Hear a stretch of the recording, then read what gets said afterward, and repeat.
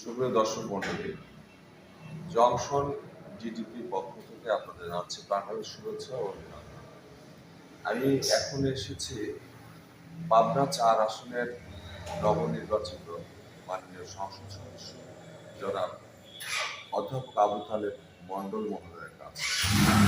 আমি তার কাছে জানতে চাইছি যে এই যে এমপি নির্বাচিত হওয়ার পর শপথ গ্রহণের পরে উনি যে এমপি হিসাবে ঈশ্বরদী এবং আটঘরিয়ার গণমানুষের জন্য যে কাজ করছেন, এই কাজের অনুভূতিটা তার কেমন? এমপি হিসাবে তার কার্যক্রমে যে যাত্রা শুরু হয়েছে সেই অনুভূতিটা কেমন? আলহামদুলিল্লাহ আলহামদুলিল্লাহ আমি ঈশ্বরদী এবং আটঘরিয়াবাসীকে ঈদের শুভেচ্ছা জানাচ্ছি। সেই সাথে সাথে আমার ভাই জনাব সাংবাদিক রাজা সাহেব যে প্রশ্ন জিজ্ঞাসা করলেন আমাকে, তা হল নির্বাচিত হওয়ার পর এলাকার উন্নয়নের ব্যাপারে কাজ করতে গিয়ে আপনার অনুভূতি কী? আলহামদুলিল্লাহ, আমি স্বাচ্ছন্দ্য বোধ করছি। আমার সাথে ঈশ্বরদী এবং আটঘরিয়াবাসী রয়েছে, তাদের সহযোগিতায় আমি ইশতেহারে যেসব কাজ করার ব্যাপারে প্রতিশ্রুতিবদ্ধ, ইতিমধ্যেই সেই কাজগুলি আমি শুরু করে দিয়েছি। আমি সংসদে শপথ নেওয়ার আগে এবং পরে এলজিডি ভবন,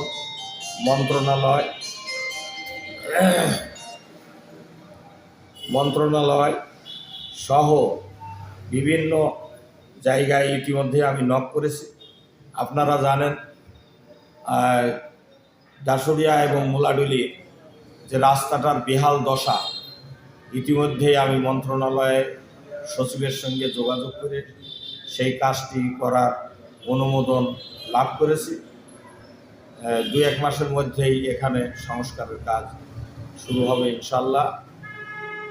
এরপরে আরও 6টি রাস্তার ব্যাপারে ইতিমধ্যেই আমি ডিও লেটার দিয়ে পিডির সঙ্গে, এলজিডি ভবনের পিডির সঙ্গে দেখা করেছি।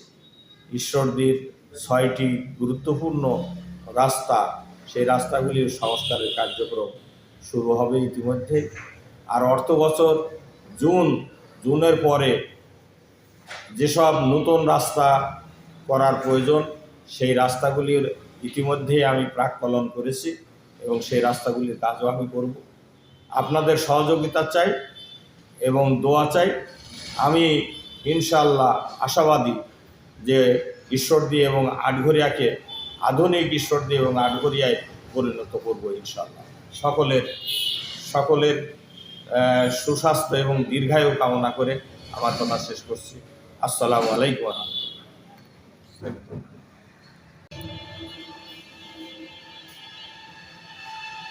আপনার এই যে কার্যক্রম শুরু হয়েছে মাঠ পর্যায়ে তাদের জনগোষ্ঠী, এই কাজ করার ক্ষেত্রে আপনার ইশতেহার বাস্তবায়নের ক্ষেত্রে কি ধরনের সমস্যা আসতে পারে বলে আপনি মনে করেন?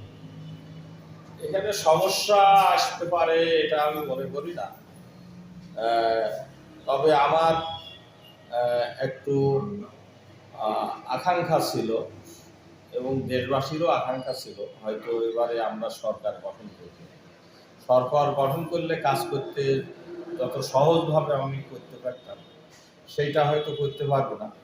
তবে আমার বিশ্বাস যে আমি নির্ভেজাল অনুযায়ী কাজ করব, ইমানদারির সাথে কাজ করব, সৎ এবং সততার সাথে কাজ করব। অতএব মন্ত্রণালয়ের যেসব মন্ত্রী মহোদয়রা আছেন, মাননীয় মন্ত্রী মহোদয়রা এবং সচিবরা আছেন, আমাকে দেখে, আমার কাজ দেখে এবং এলাকাবাসীর আকাঙ্ক্ষা দেখে তারা বিচার বিশ্লেষণ করে কাজের ব্যাপারে তারাও সহযোগিতা করবে, এটাই আমার আশাবাদ। এবং এই ব্যাপারে আমি সুন্দরভাবে ঈশ্বরদী গড়ে তুলতে পারবো, ঈশ্বরদী এবং আটঘরিয়া গড়ে তুলতে পারবো। ধন্যবাদ।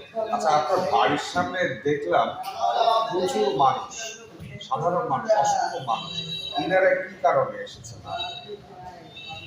এই ঈদের সময় তো এরা গরিব দুস্থ অসহায় মানুষ, তারা চায় এবং আমাদের দেশেরই একটা সংস্কৃতি, তা হচ্ছে যে এমপিরা হয়তো কিছু সহযোগিতা করবে, আর্থিকভাবে হোক অথবা লুঙ্গি হোক, শাড়ি হোক, এটা বিতরণ করে থাকে অন্যান্য সময় অন্যান্য এমপিরা, সেটাও তারা মনে করছে। তো দেখা যাক, আল্লাহ ভরসা। আমি সহজ সরলভাবে তাদেরকে বিদায় করতে পারি কিনা, আমার যতটুকু সামর্থ্য আছে, আমার সামর্থ্য সবটুকু উজাড় করে দিয়ে আমি জনগণকে খুশি করার চেষ্টা করবো ইনশাআল্লাহ। অনেক ধন্যবাদ, আপনার মহামূল্যবান সময় দিলেন জংশন জিডিপিকে। জংশন জিডিপির পক্ষ থেকে আপনাকে অসংখ্য ধন্যবাদ এবং অভিনন্দন। আপনার সুস্বাস্থ্য এবং দীর্ঘায়ু কামনা করছি।